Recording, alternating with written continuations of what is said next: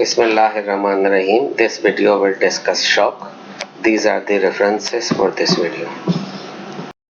By the end of this lecture, the first year MBBS student should be able to define shock, describe its various types, differentiate among SIRS, sepsis, septic shock, and multiple organ dysfunctional syndrome, and discuss the detailed pathogenesis of septic shock, identify various stages of shock, and describe morphological changes and laboratory investigation of shock. This is the classical case picture of a patient with a shock. A 65-year-old woman is admitted to the hospital with community-acquired pneumonia. She is treated with IV antibiotics and given oxygen by nasal cannula. A Foley's catheter is placed in her bladder. On the third day, she is switched to oral antibiotic in anticipation of discharge. On the evening of hospital day 3, she developed fever and tachycardia. Blood and urine cultures are ordered. The following morning, she is lethargic and difficult to arouse. Her temperature is now 35 degrees centigrade. Blood pressure is 85 by 40 millimeter of mercury, and heart rate is 110 beats per minute. The respiratory rate is 20 per minute. Oxygen saturation is 94 on room air. Head and neck examination are unremarkable. Lung examination is unchanged from admission with rails in the left base. Cardiac examination is notable for a period but regular rhythm without murmur, gallop or rubs. Abdominal examination is normal. Extremities are warm. Neurological examination is non-focal. The patient is transferred to ICU for management of presumed sepsis and given IV fluid and antibiotic. Blood and urine culture are positive for gram-negative rods. Now we will try to learn what are the series of events or what are the mechanisms which led to deterioration of the condition of this patient. The shock can be defined as a condition of profound hemodynamic and metabolic disturbance characterized by failure of the circulatory system to maintain an appropriate blood supply to the microcirculation with consequent inadequate perfusion of the vital organ. Or it can be defined as a state in which diminished cardiac output or reduced effective circulating blood volume impairs tissue perfusion and leads to cellular hypoxia. Or it's a pathological process that results in inadequate tissue perfusion leading to cellular dysfunction and organ failure. So if you see all these definitions of shock, the four important components are there. There is a circulatory failure, impaired tissue perfusion, cellular hypoxia, and finally the organ failure. The term shock encircles all the events that occur in response to decreased tissue perfusion and decreased oxygen delivery, and as a result removal of metabolites. In the start or initiation of this, there is decreased oxygen delivery and decrease of tissue perfusion. In most of the cases, body tries to stop the progression of this abnormality through compensatory physiological mechanism and try to sustain the patient. If the compensatory adaptation fails, uncompromised phase prevails and shock becomes irreversible. It progresses to impaired cell death, rapid circulatory collapse, hypotension, and finally death. The characteristic features of the shock are the extreme and widespread failure of the circulatory system. It can be due to decreased cardiac output or can be due to decreased effective circulating blood volume. It results in systemic hypotension, which will lead to tissue hypoperfusion and tissue hypoxia, which will lead to first reversible injury and then irreversible cellular injury, and finally it will lead to organ failure, and this organ failure will cause death. On the basis of etiology, the shock can be classified into various varieties. One of the type is hypovolemic shock, in which there is loss of blood, plasma or fluid, and it will lead to decreased circulating blood volume, which results in low cardiac output, and hypotension, which result in shock. There are three principal mechanisms: loss of blood volume, loss of plasma volume, or loss of fluid. The loss of blood volume occurs in massive hemorrhage and trauma. The loss of plasma volume happens in massive burns, or loss of fluid occurs in vomiting, diarrhea, or severe gastroenteritis. The cardiogenic shock results due to direct myocardial damage or a mechanical abnormality of the heart, which will result in low cardiac output, decreased cardiac output, and blood pressure. The myocardial damage, mechanical or arrhythmic, these are the three mechanisms which are responsible for it. The myocardial damage is associated with myocardial infarction, myocarditis, or ventricular rupture. When the mechanism is mechanical, it is due to valvular failure such as stenosis or incompetence, or hypertrophic cardiomyopathy, or ventricular septal defect. Ventricular arrhythmias are also responsible for cardiogenic type of shock. The septic shock is due to overwhelming infection by a number of microbes, and the common source of infection is pneumonia, peritonitis, pyelonephritis, sepsis, or primary bacteremia. The principal mechanism involved is endothelial activation and injury, leukocyte-induced damage of the tissue, activation of cytokines, and disseminated intravascular coagulation. The neurogenic cause is the result of anesthetic accident or any spinal cord injury, and it can be due to loss of vascular tone and peripheral pooling of the blood.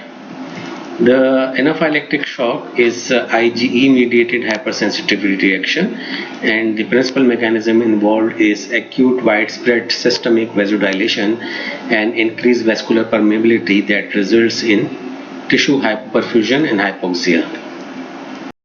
So these five types of the shock have got distinct underlying pathological mechanism.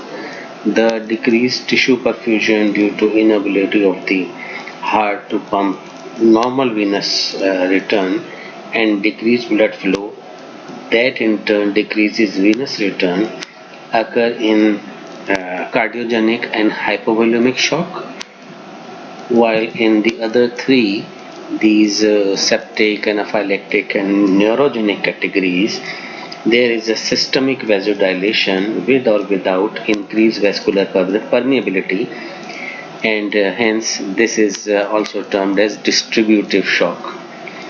The cardiogenic shock is the result of pump failure if there is some obstruction by a factor that prevent filling of the heart, as happens in pulmonary embolism, cardiac tamponade, or atrial myxoma.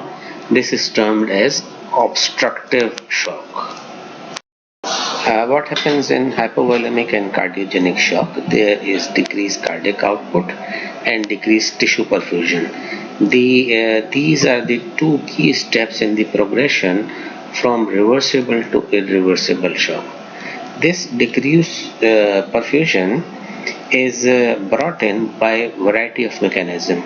First, there is hypoxia, which lead to injury to the endothelial cells, and due to this injury, vascular permeability is increased and fluid shift from vascular compartment. Then there is increased exudation of the fluid that will decrease the blood volume, venous return, and cardiac output. There is decreased perfusion of the kidney and skeletal muscle that will lead to metabolic acidosis, and this will further decrease cardiac output and tissue perfusion.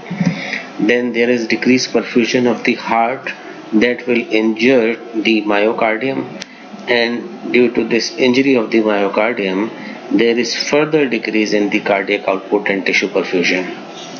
Now there are some important definitions. One is the sepsis.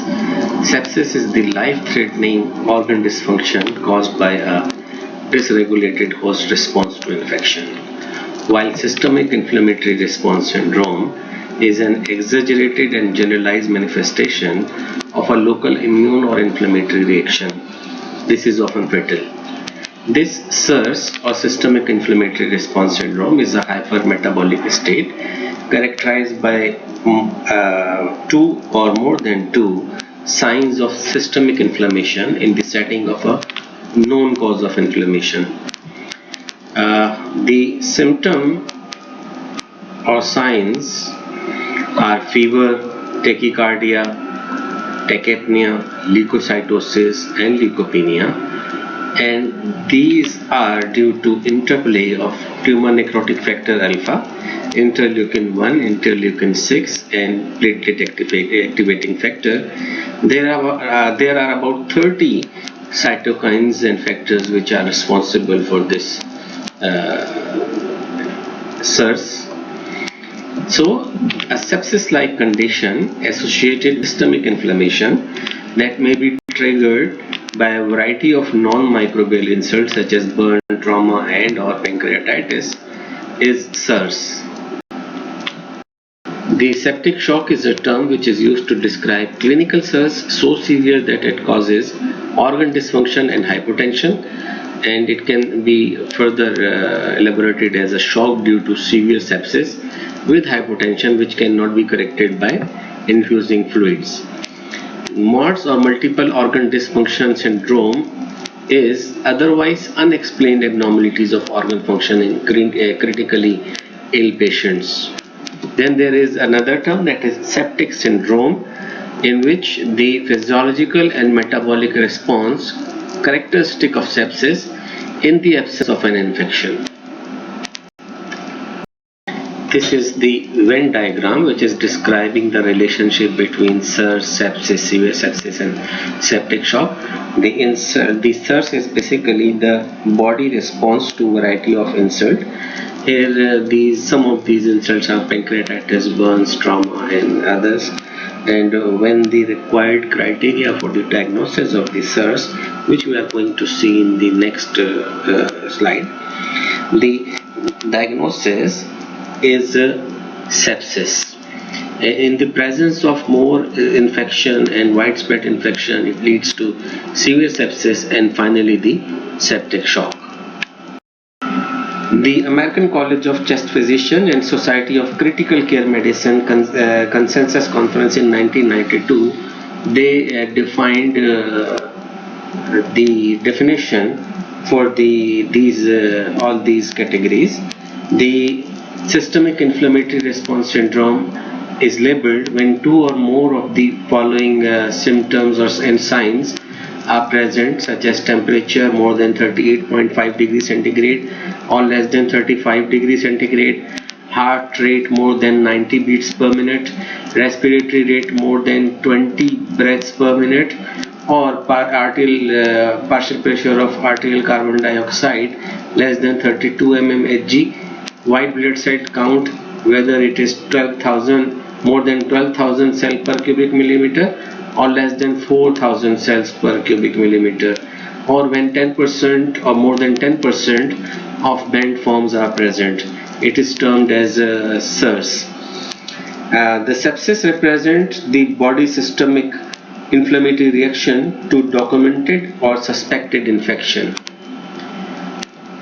In case of patient's inability to eradicate the infection, sepsis progresses to severe sepsis with clinical features representing hypoperfusion such as lactic acidosis, oliguria, or acute changes in mental status. The septic shock is the name which is given when hypotension adds in these symptoms despite fluid supply, and when there is less than 90 mmHg or a drop of more than 40 mmHg from the baseline, it is termed as septic shock.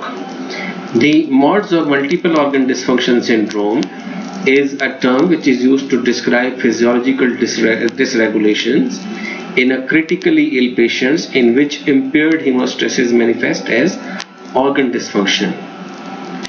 This progression of the disease or severity of the disease is directly proportional with the mortality. Mortality is more when the organ dysfunction is there, and in a series of study, it is seen that there is only 25% mortality in sepsis alone. It raised to 40% when it was severe sepsis. When it was shock, it led to 60% of the death, and if it was associated with organ failure, 5 organ failures, then the mortality was more than 80%. Septic shock is responsible for 2% of all hospital admission in the United States, and it is a leading cause of death in the ICU. The mortality is about 50%, and deaths are about 750,000 per year in the United States. It was about 200,000 in 2015, and the mortality was 40%, which raised to about 50% within these 6 years. This noticeable increase in the number of the deaths due to septic shock is due to improvement in the life support for critically ill patient, growing number of immunocompromised hosts, such as due to chemotherapy, immunosuppression, advanced age, or HIV infection. Furthermore, there is presence of or infection by multi-drug resistant organisms. The causative organisms for this septic shock are gram-positive organism, gram-negative organisms commonly, and uncommonly fungi are also responsible. Rarely protozoa and rickettsia also cause septic shock.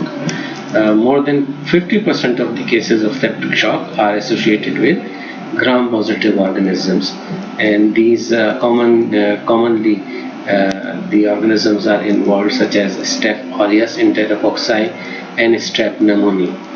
The gram-negative bacilli, which are resistant to usual antibiotics, are another common cause. So the gram-positive and gram-negative are commonly involved organism, and the more than half of the cases are due to gram-positive organisms. The common site of infection or origin of the infection which lead to septic shock are respiratory tract, genitourinary tract, abdominal sources from gallbladder or colon, device-related infections, or wound or soft tissue infections. There are many factors which are considered culprit in the pathogenesis of septic shock. These are inflammatory and counter-inflammatory response, endothelial activation and injury, induction of a procoagulant state, metabolic abnormality, and progression to organ dysfunction. The balance between the pro-inflammatory and immunosuppressive mechanism is there, and it is dependent on host factors and pathogen factors.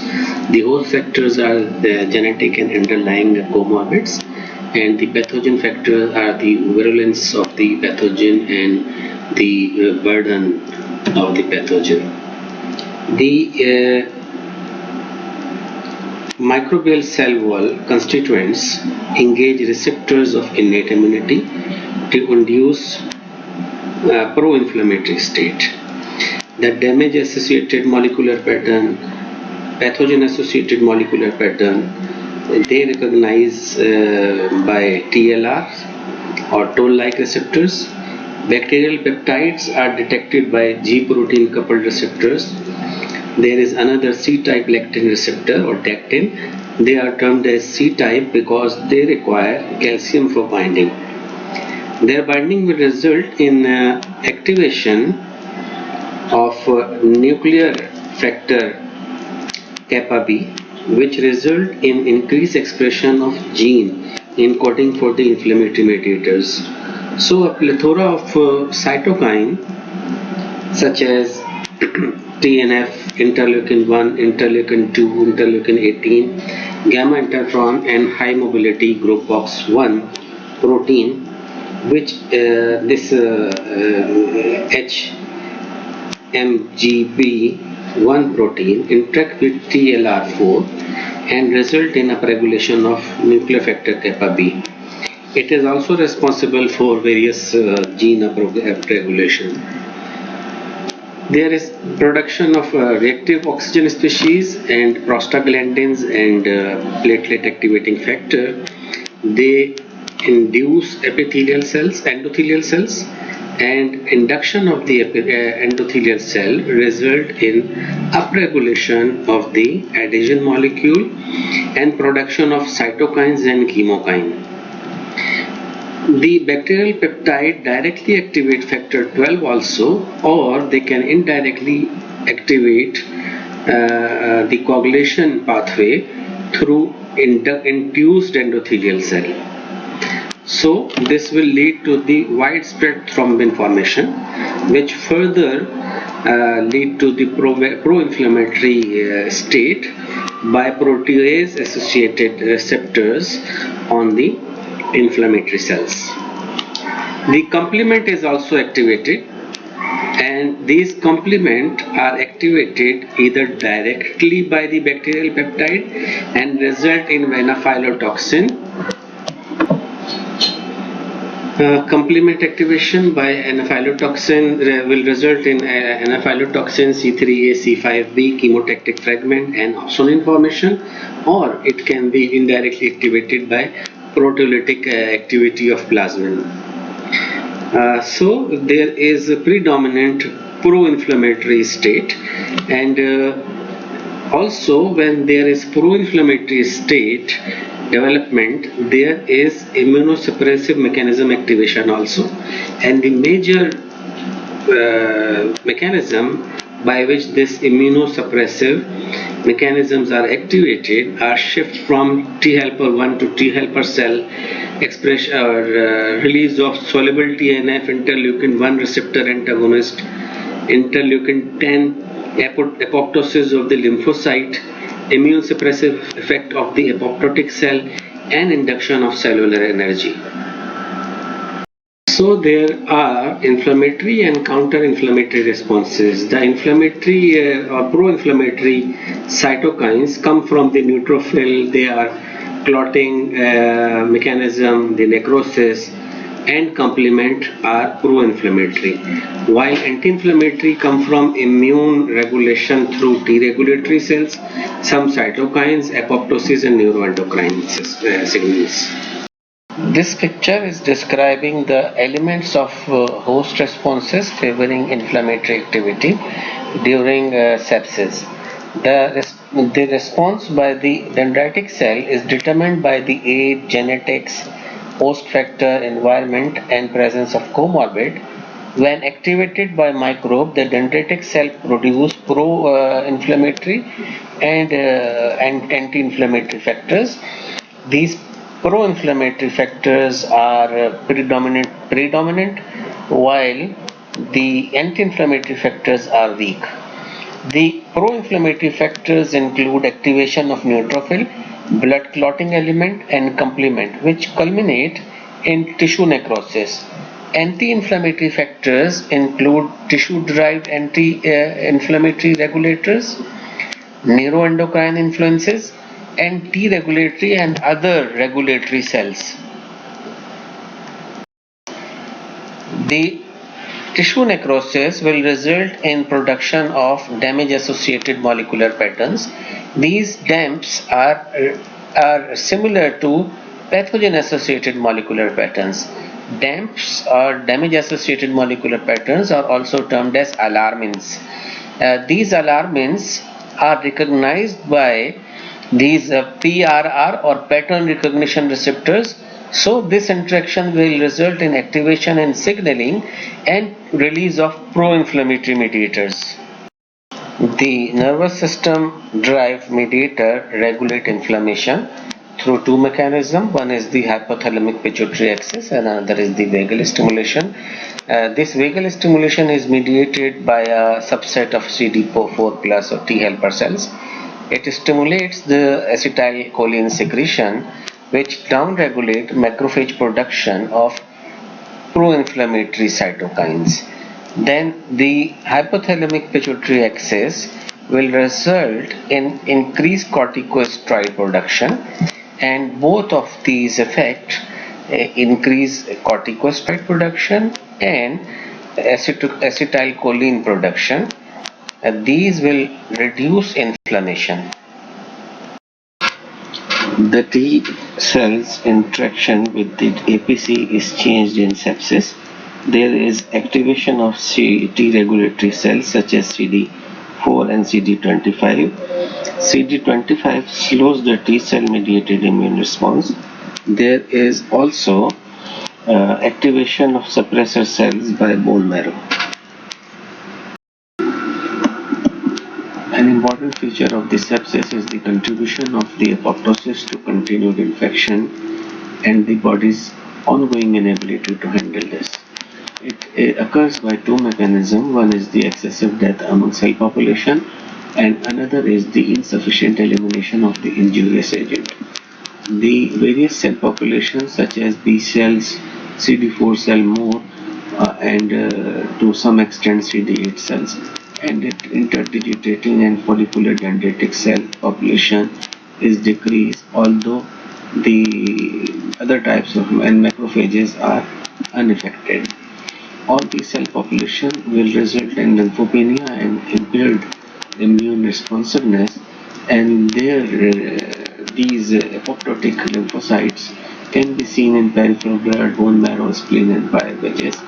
The circulating monocytes, so as far as these circulating monocytes are concerned, in the sepsis patients, the circulating monocyte express less immune stimulatory molecules, and monocytes are not decreased, though there is impaired responsiveness to antigenic stimulation by these monocytes in sepsis. So the programmed cell death of polymorphonuclear neutrophil is markedly decreased. It is opposite to that of the lymphocytes. The lymphocytes are there is excessive death, but these neutrophils are the lifespan of the neutrophil is increased, and due to increased stay of the neutrophil within the this environment, it prolongs the acute inflammatory response and increase the degradative enzyme release. So all this will increase the local tissue damage. The GI epithelium is also affected by this apoptosis in the presence of circulatory impairment that will result in ischemic necrosis and programmed cell death of the gastrointestinal epithelium. The intercellular tight junction of the epithelium are loosened, and this will break the epithelial barrier to gut flora, which is now become more porous, and the bacteria then enter the submucosal lymphoid tissue. From there they enter to the general circulation and result in infection and inflammation. So the course of the sepsis is determined by the balance between the pro-inflammatory activities and anti-inflammatory activities. We have already discussed almost all of these pro-inflammatory and anti-inflammatory activities. The pro-inflammatory are neutrophils, clotting, necrosis, and complement, while anti-inflammatory are immune regulation, cytokines, apoptosis, and neuroendocrine factors. Another important factor in the pathogenesis of shock is endothelial activation and injury, and this activation and injury result in impairment of the tissue perfusion through various mechanisms. One is the release of the inflammatory cytokines, in which there is loosening of the endothelial tight junctions due to these cytokines, which result in leaky vessels, and due to the formation of leaky vessels, there is exudation of fluid from these loose channels. Then activated endothelium releases nitric oxide and complement and platelet activating factor that will result in smooth muscle relaxation, and these smooth muscle relaxation result in dilatation, and there is systemic hypotension. The microvascular dysfunction is also responsible for impairment of the tissue perfusion because of increase in capillaries with intermittent flow. There is heterogeneity of the flow in various capillary bed, and there is loss of normal autoregulation of the flow based on tissue metabolite environment. Induction of a procoagulant state is another factor in the pathogenesis of this septic shock, which leads to the impairment of the tissue perfusion. The pro-inflammatory cytokines are responsible for increased secretion of the tissue factor through monocyte, while they also affect the endothelial cell, and there is a decrease of endothelial anticoagulant factor secretion, and decreased tissue factor pathway inhibitor, decreased thrombomodulin, and decreased protein C, which are anticoagulants, and there is increase in plasminogen activator inhibitor 1 secretion, which will result in decreased fibrinolysis, hence it will contribute to the procoagulant state.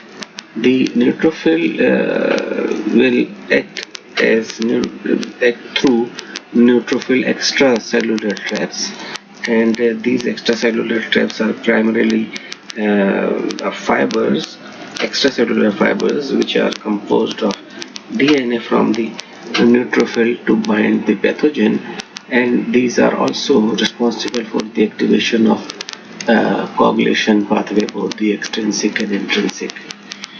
By these mechanisms, there is vascular leak and tissue edema. There is sluggish flow and stasis that will decrease the washout of activated coagulation factor, and as a result, there is systemic thrombin activation. And when these thrombin is activated systematically, there is deposition of fibrin-rich thrombi, and it will result in disseminated intravascular coagulation, which is the fate of about 50% of the sepsis patient. If there is full-blown disseminated intravascular coagulation, the coagulation factor and platelet, if fully consumed, they may result in bleeding and hemorrhage due to consumption. This picture is showing the combined effect of circulatory disturbances and procoagulant state, which is present in sepsis, as we have discussed earlier.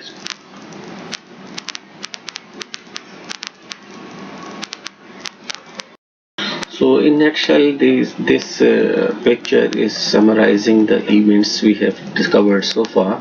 When there is infection, there is an exaggerated inflammatory response, which will result in damage to the tissue, and this damage will result in disseminated intravascular coagulation, or further damage, further exaggerate the inflammatory response, or damage will cause the endothelial reactivity or altered endothelium, which is also due to DIC or inflammatory response, All these will further progress to the vasodilation, tissue edema, and hypoperfusion, which subsequently manifests its effect on the organ.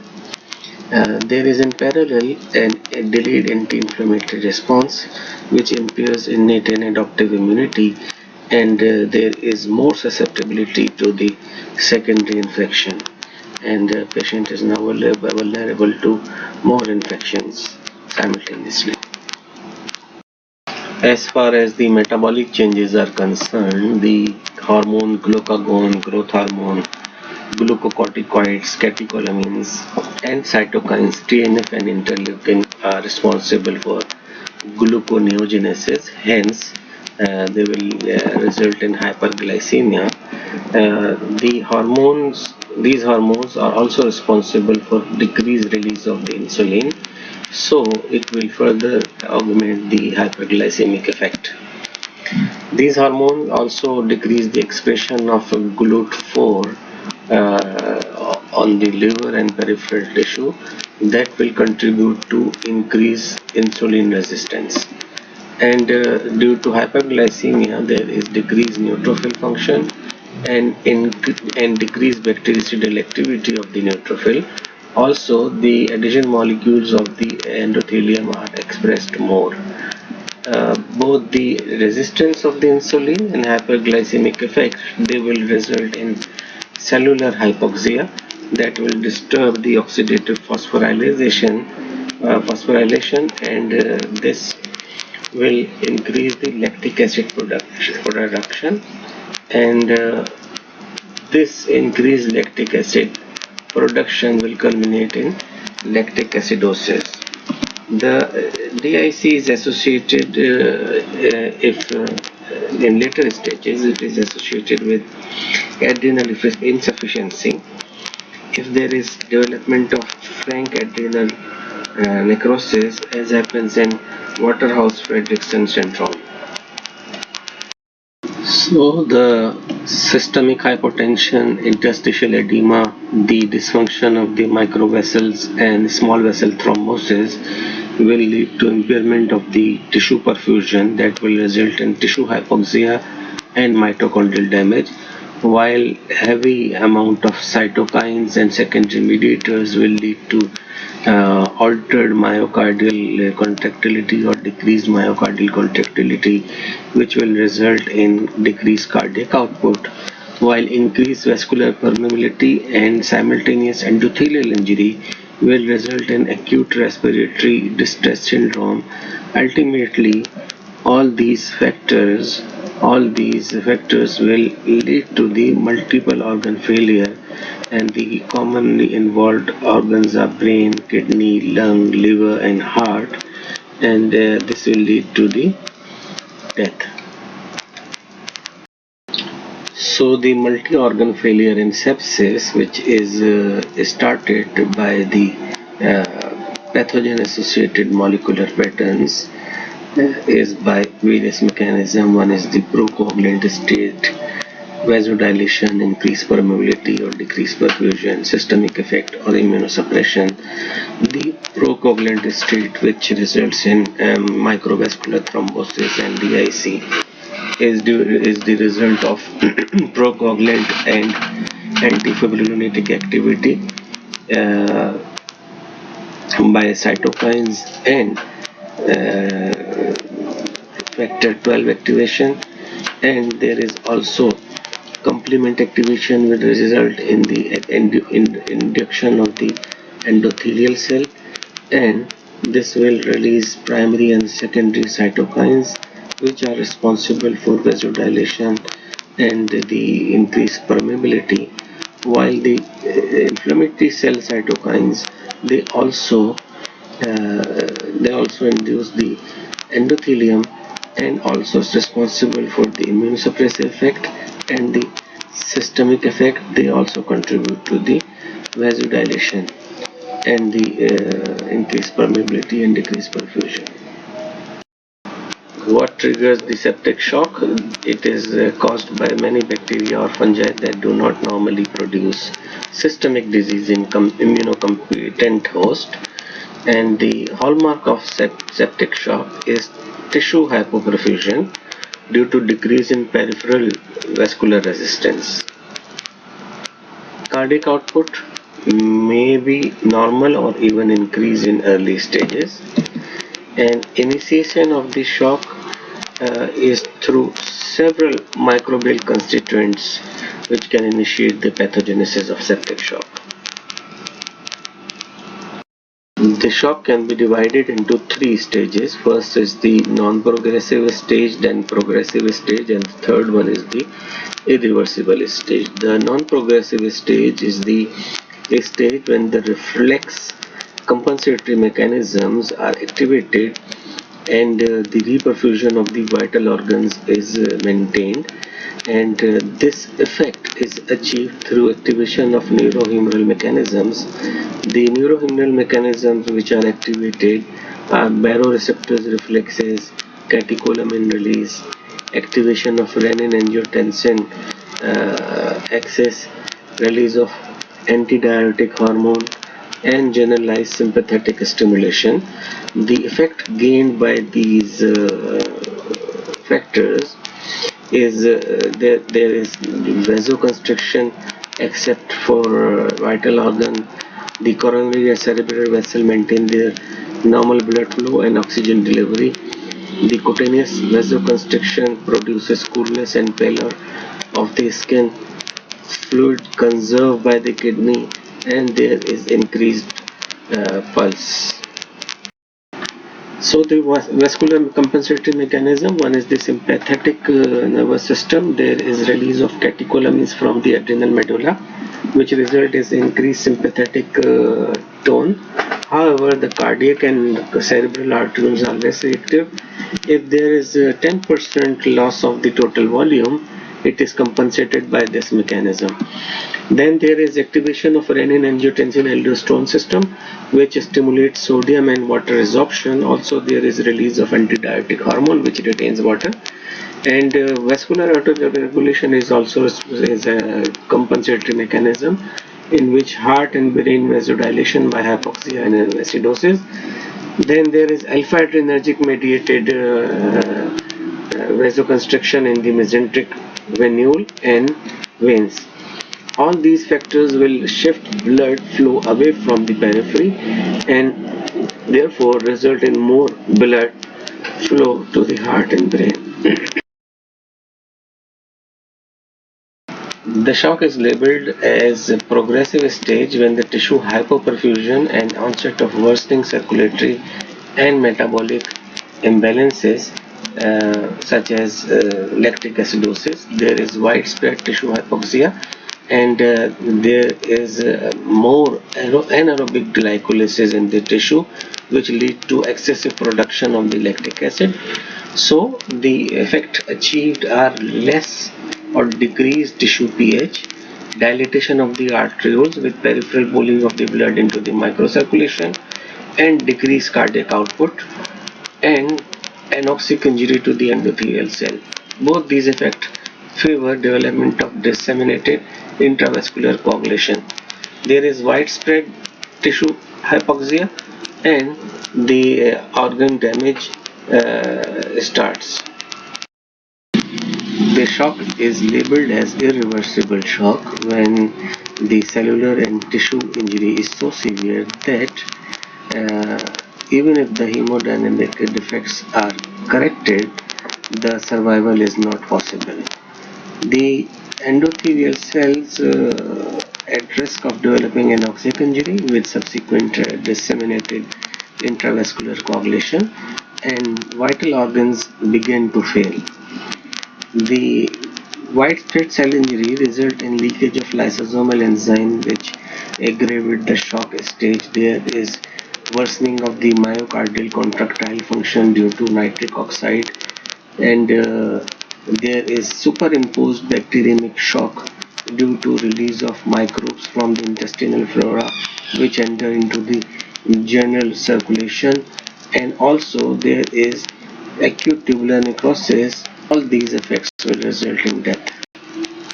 The end result of the shock is the multiple organ dysfunction syndrome, and the various host factors and pathogen factors determine this outcome as the patient is in oscillation between the pro-inflammatory and anti-inflammatory state. The tumor necrosis factor alpha, interleukin 1 and nitric oxide have systemic effect. Also, the reactive oxygen species trigger the damage which is associated with this end organ problems or damages. There are a lot of hormones which are secreted, and these hormones effect result in overall catabolic state, as we have discussed earlier. About 1/3 of the patient with shock, trauma and burns, they will experience this multiple organ dysfunction syndrome, while 1/4 of the patient with acute pancreatitis are associated with multiple organ dysfunction syndrome. Single organ dysfunction is usually seen in every survivor of this septic shock, and the mortality is more than 50%. As we have seen that the outcome of the sepsis is dependent on various host factors and genetic polymorphism in the toll-like receptor, and tumor necrosis factor is one of them. However, the gene mutation in several cytokines, cell surface receptor and other circulating markers are also important, and they determine the outcome in the sepsis.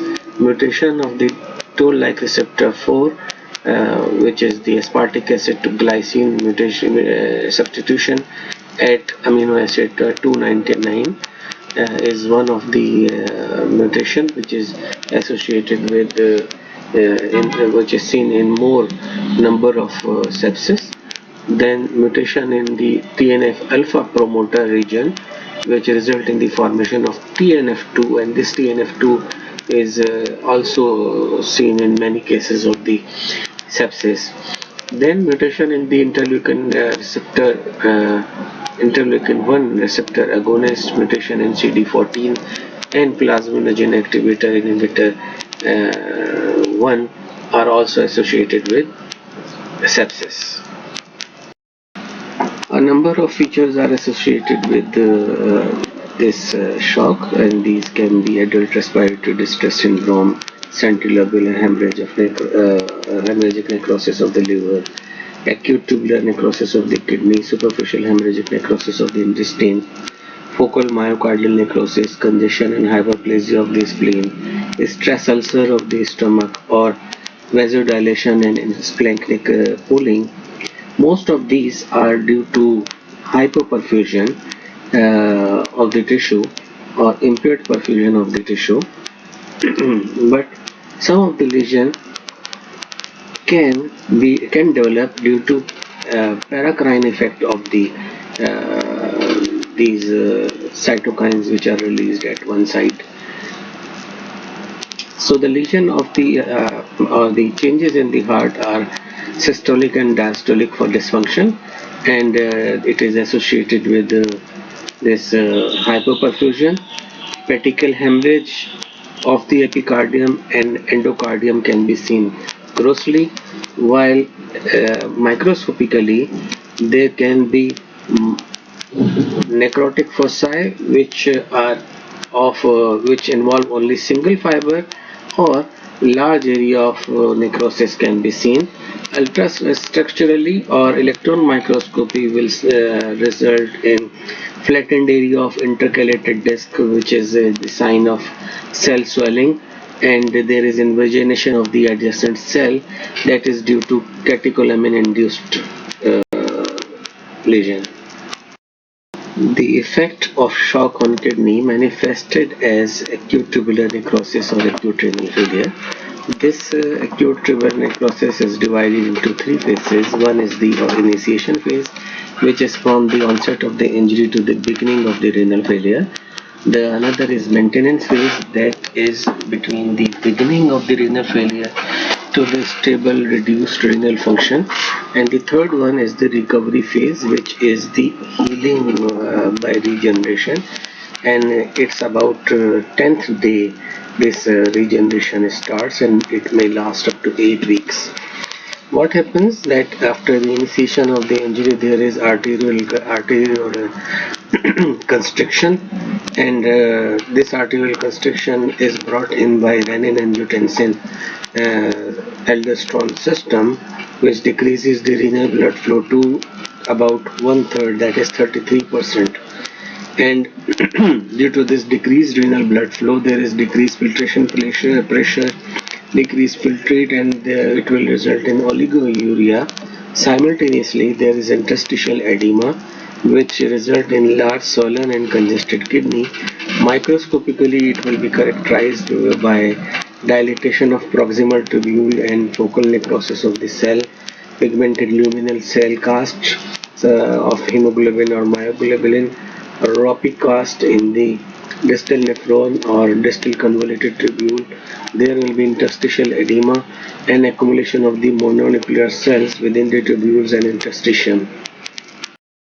This is H&E section of the kidney, which is showing the damaged and thinned epithelium, tubular epithelium in the acute tubular necrosis. In severe and prolonged shock, the shock lung is produced, and this is mediated by polymorphonuclear leukocytes. In the presence of these leukocytes, there is interstitial edema, which lead to necrosis of endothelial and alveolar epithelial cells with formation of intravascular microthrombi, and when these microthrombi are formed, there is formation of hyaline membrane lining the alveolar epithelium. Finally, shock lung is produced, which result in acute respiratory distress syndrome.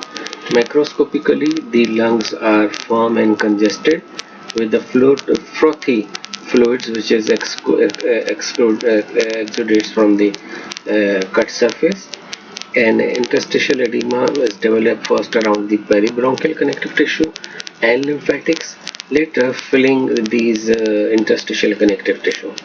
So when there is increased amount of fluid within this area, when there is interstitial edema, first is drained out through the pulmonary lymphatic. If it is insufficient to clear this edematous fluid, then the pulmonary edema develops. The lungs are usually not affected in the hypovolemic shock. The septicemic shock induced injury lead to alveolar hyaline membrane, which line alveolar ducts and terminal bronchioles. These may heal entirely, or in about 50% of the cases cause thickening of the alveolar wall.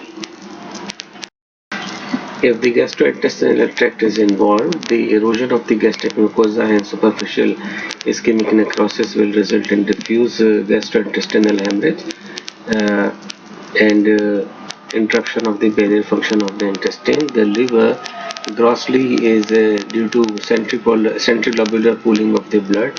It is enlarged with mottled cut surface, while microscopically the centrilobular region of the liver show congestion and necrosis.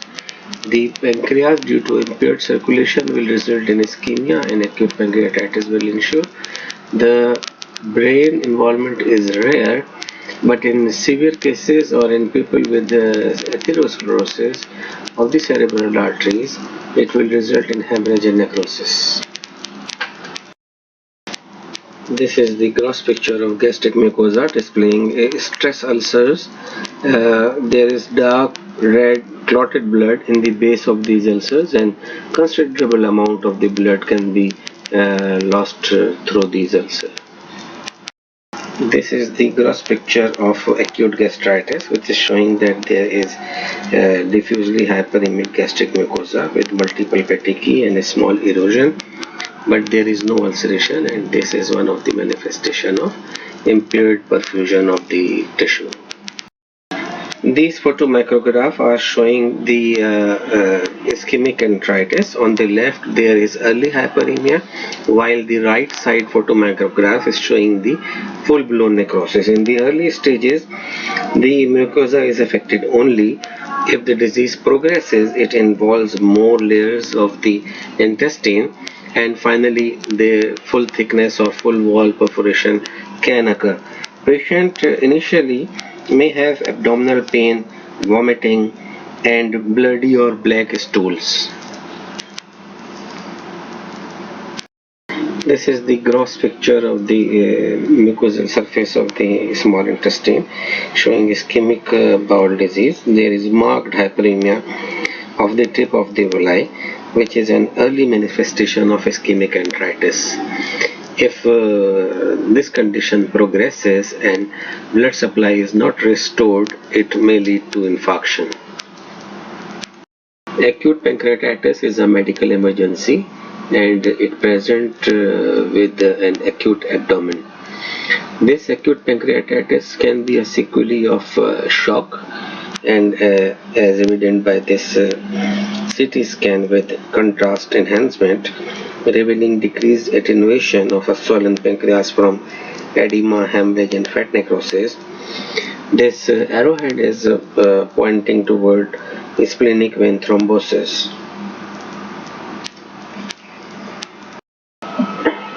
The changes of the adrenals in the shock can be lipid depletion in cortical, which is due to utilization of the stored lipids for the synthesis of steroid.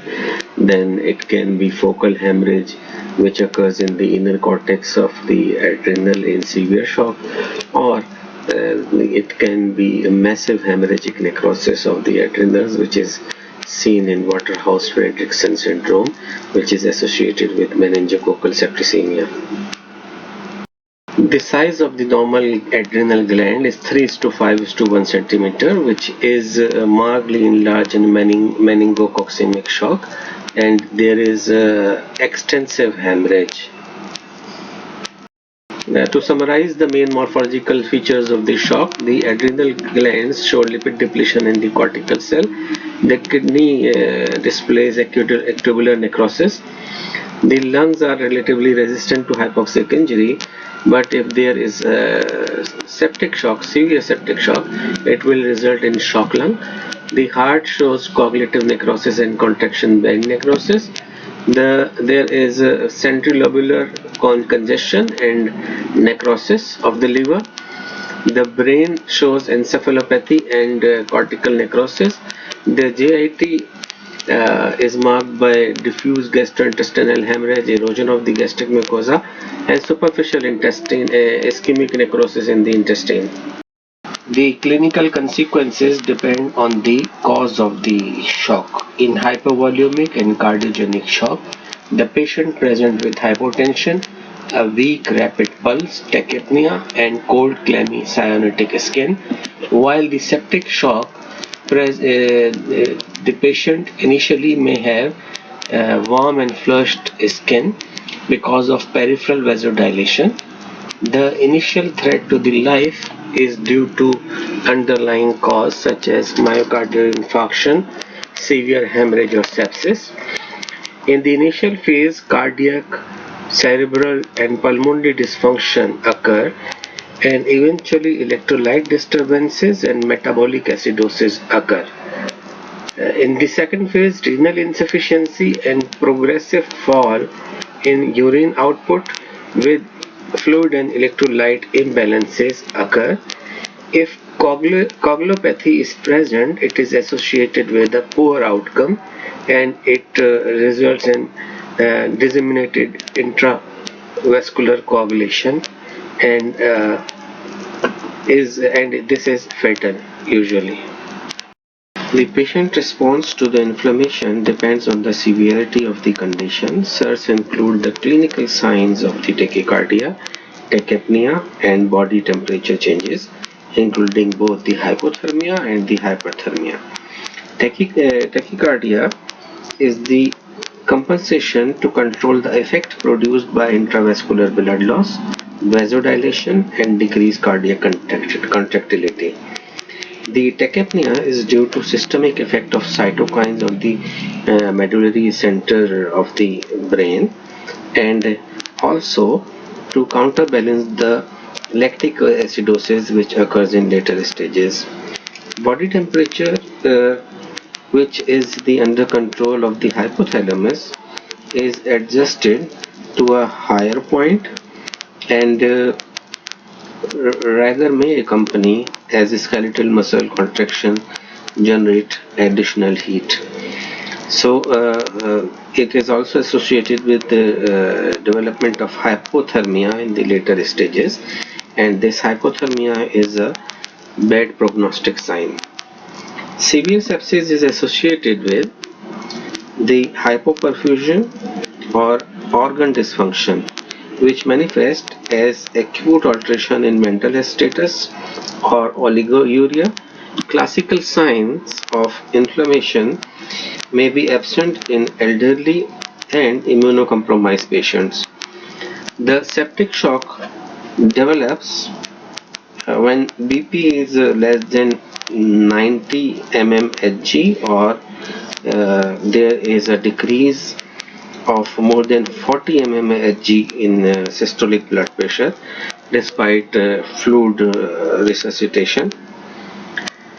Then for the multiple organ dysfunction syndrome, almost every organ of the body is vulnerable to the damage, as we have already seen the morphology of all the organs such as kidney, liver,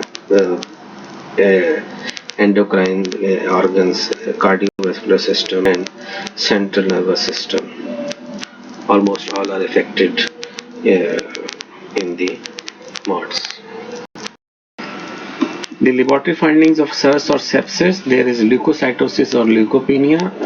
The WBC count may be more than 12,000 per cubic millimeter or less than 4,000 per cubic millimeter, or the presence of band forms more than 10%. The leukopenia is frequently seen with bad mortality, and the culture should be obtained from all the potentially infected sites, including the blood, urine, sputum and indwelling catheters. In the meantime, there should be administration of broad spectrum antibiotic, and after the receiving of the culture report, the appropriate antimicrobial therapy should be started. The clinical measurement of the poor perfusion in severe sepsis and shock are lactic acidosis, base deficit and decreased mixed central venous oxyhemoglobin saturation. The increased lactic acid level more than 4 millimole per liter is associated with increased risk of mortality, while if it is corrected promptly within 6 hours of presentation, it improves the prognosis. Improvement mortality is also associated with rapidly achieving central venous oxyhemoglobin saturation more than 70% to enhance tissue oxygenation. The coagulation abnormalities in the SARS and sepsis are mildly prolonged bleeding time, thrombocytopenia, and life-threatening disseminated intravascular coagulation. The pro-inflammatory cytokine production upregulates tissue factor, suppresses antithrombin, interfere with protein C anticoagulation activity, and impedes fibrinolysis. And systemic intravascular microthrombi will lead to tissue ischemia, and this will result in necrosis or multiple organ dysfunction syndrome. Platelet and coagulation factor are consumed, while activation of fibrinolysis contribute, leading to a failed hemostasis. So there is elevation in the bleeding time, clotting is impaired, which is measured by INR and partial thromboplastin time, and platelet level and fibrinogen may also be decreased.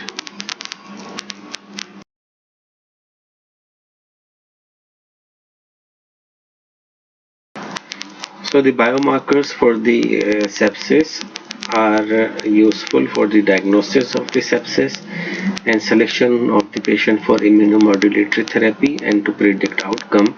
C-reactive protein is increased in almost all cases of the sepsis, but it is not exclusive for the SARS or sepsis, and it is not helpful to differentiate the SARS from non-infectious SARS, infectious SARS and non-infectious SARS.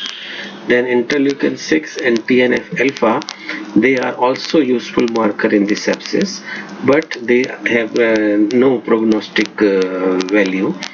Procalcitonin is important utility in the diagnosis. It is produced from the lung and intestine in the presence of bacterial infection. Normally, it is not produced in the circulation, but a high circulating procalcitonin level are present in septic patients. It is not elevated in non-bacterial infection, so it is a useful clinical marker to help determine if the infection is present in a critically ill patient who develop a new fever. So this procalcitonin measurement has also got some value in the management of administration of antibiotic. So the current treatment modalities for the sepsis, like as sepsis is a medical emergency, like in any medical emergency, the priority is to evaluate and maintain airway, breathing and circulation, that is ABC, and if required, mechanical ventilation can be used, and this breathing, for the breathing and for circulation, there should be continuous monitoring of the blood pressure. The early goal-directed therapy or EGDT has been adopted by the Surviving Sepsis Clinical Practice Guideline in 2012, and it contains to minimize the barotrauma from mechanical ventilation, maintain organ perfusion by fluid resuscitation and vasopressors, control the infection, as hypo and hyperglycemia both are have got adverse effect. So current guideline recommend it to be maintained less than 180 milligram per deciliter. Corticosteroid can be used if a patient's hemodynamic status doesn't stabilize with fluid resuscitation and vasopressor. Now the prognosis of the shock, it depends on the cause and duration of the death. The more than 90% cases of the hypovolemic shock, they survive with appropriate management, while the septic shock and cardiogenic shock associated with massive MI have got high mortality rate. The infection with Pseudomonas aeruginosa, Candida or polymicrobial organisms, they have got poor prognosis and they are independent predictor of the mortality. A 20-year-old woman present to the emergency room complaining of having had a severe headache for 4 hours. Physical examination revealed numerous small red spots on the extremities and a stiff neck. Her temperature is 103 degrees Fahrenheit. Lumbar puncture returns purulent fluid with segmented neutrophils and gram-negative organisms resembling meningococci. A few hours later, the patient goes into shock and becomes comatose. Severe endothelial injury in this patient is primarily mediated by which of the following proteins?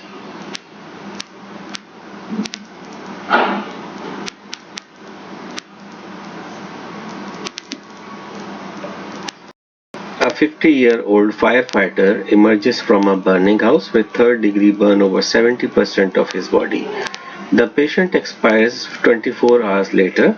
Which of the following was the most likely cause of death?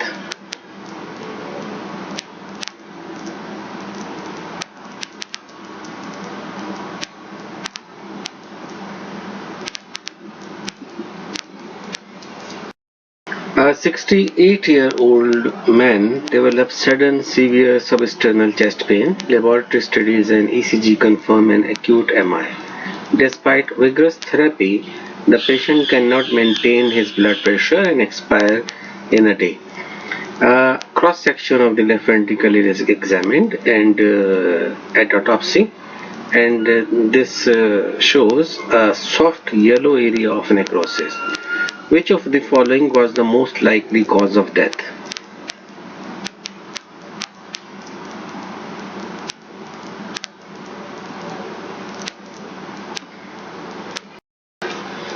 An autopsy of a 70-year-old woman revealed a subendocardial circumferential infarct of the left ventricle. This type of infarct is most commonly associated with which of the following?